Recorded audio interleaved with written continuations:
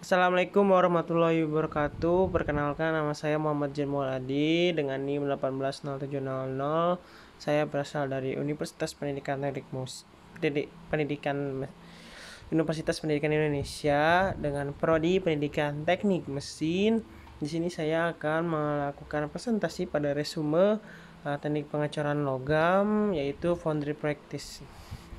Foundry practice dalam proses pengecoran logam harus dipanaskan sampai keadaan cair untuk dituangkan dalam cetakan. Pemanasan dan peleburan dilakukan dalam tungku. Pada foundry practice ini mencakup berbagai jenis pengecoran. Nah, itu pertama ada furnace ya. Furnace ini dibagi lagi menjadi 5. Pertama itu adalah cupolas, 2 ada direct full fired furnace, 2 ada cubicle furnace, 3 ada electrical arc furnace, dan kelima ada induction furnace. Pertama kita akan masuk ke copula. Nah, copula itu atau biasa disebut dengan blast furnace dilengkapi dengan ceret dekat dasar. Kopulas digunakan hanya untuk melelehkan besi cor, dan meskipun tungku lain juga digunakan, tonase besi korter besar dilebur di kubah.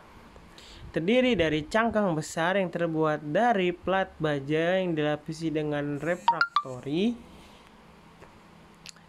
Coke atau adalah bahan-bahan yang digunakan untuk memanaskan tungku. Terak berfungsi untuk menutupi lelehan, melindungi dan reaksi dalam lingkungan di dalam kopolas, dan mengurangi panas. Ini adalah contoh dari kopolas. Lanjut ke direct full fired furnace. Nah, direct full fired furnace atau tungku berbahan bakar langsung berisi perapian kecil di mana muatan logam dipanaskan untuk pembakaran bahan bakar yang terletak di sisi tungku. Atap tungku membantu aksi pemanasan dengan memantulkan api ke bawah. Bahan bakar tipikal adalah gas alam, dan hasil pembakaran keluar dari tungku melalui tumpukan. Di bagian bawah perapian adalah lubang keran untuk melepaskan logam cair. Tungku bahan bakar langsung umumnya digunakan dalam pengecoran untuk melelehkan logam non-ferrous seperti paduan tembaga dan aluminium. Lalu ada cubicle furnace. Nah, tungku ini melebur logam tanpa kontak langsung dengan pembakaran campuran bahan bakar. Untuk alasan ini, kadang-kadang disebut tungku berbahan bakar tidak langsung. 3 jenis tungku wadah yang digunakan dalam pengecoran adalah jenis angkat atau lift off type, stasioner, dan tilting atau miring. Mereka semua menggunakan wadah terbuat dari bahan tahan api yang sesuai, misalnya campuran tanah liat, grafit, atau baja paduan dengan suhu tinggi untuk menahan muatan. Ini adalah contoh dari cubicle furnace. Nah, ini adalah contoh-contohnya. Ini itu di dalam, si benda cornya di dalam, jadi tidak ada kontak langsung seperti itu. Pada lift out cubicle furnace, wadah ditempatkan di tungku dan dipanaskan secukupnya untuk melelehkan muatan logam, minyak, gas, atau batu bara. Bubuk adalah tipikal bahan bakar untuk tungku ini. Saat logam meleleh, wadah diangkat keluar dari tungku dan digunakan sebagai sendok tuang. 2 jenis lainnya kadang-kadang disebut sebagai pot furnace, memiliki tungku pemanas dan wadah sebagai satu kesatuan pada stationary pot furnace. Tungku tidak bergerak dan logam cair disendok keluar dari wadah pada tilting pot furnace. Seluruh rakitan dapat dimiringkan untuk dituangkan.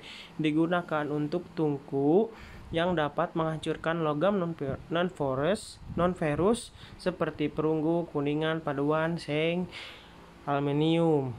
Perapian kapasitas umumnya dibatasi hingga beberapa ratus pon. Lalu ada electric arc furnace atau tungku busur listrik. Dalam tungku ini muatan dileburkan oleh panas yang dihasilkan dari busur listrik konsumsi daya tinggi, tetapi tungku busur listrik dapat dirancang untuk kapasitas leleh tinggi 20.300 sampai 23.000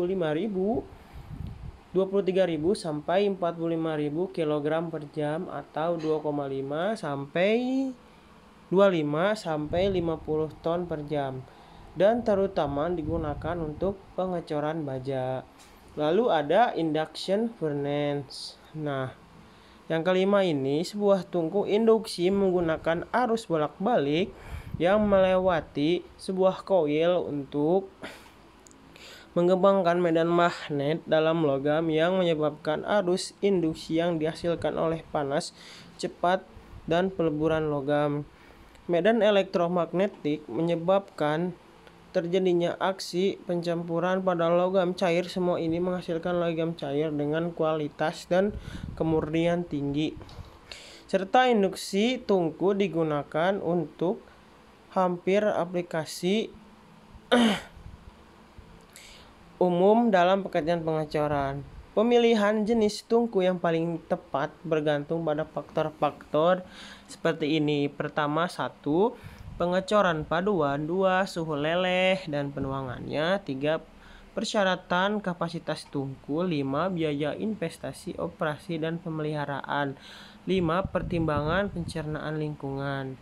2. Ada pouring, cleaning, and heat treatment. Memindahkan logam cair dari tungku peleburan ke cetakan terkadang dilakukan dengan menggunakan cawan lebur crucibles. Lebih sering transfer dilakukan dengan berbagai jenis ladles.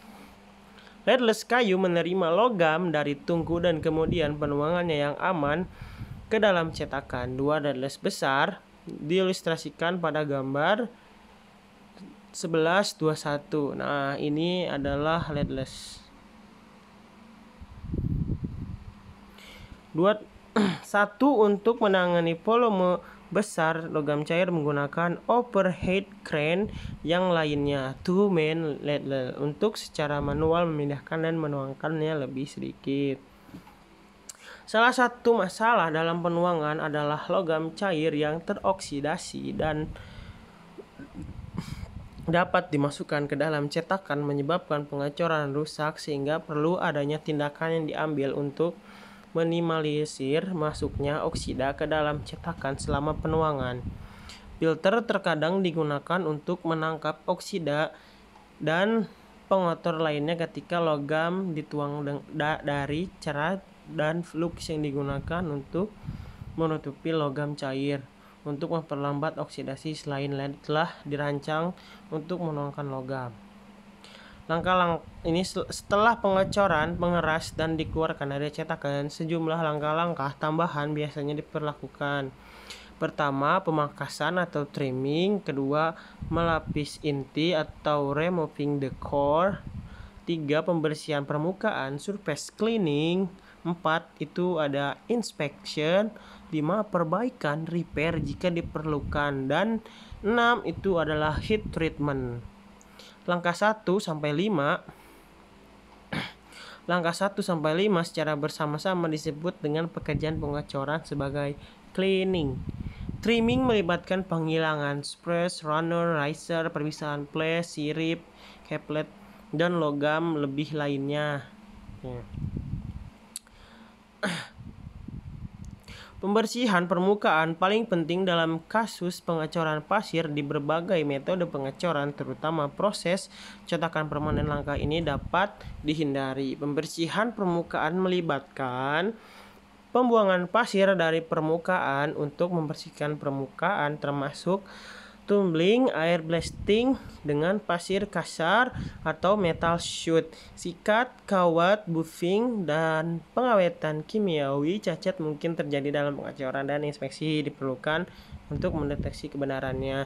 Terima kasih telah mendengarkan video saya. Semoga bermanfaat. Jika ada salah-salah kata atau salah-salah teori, mohon dimaklumi dan tolong diperbaiki. Selamat menonton. Assalamualaikum warahmatullahi wabarakatuh.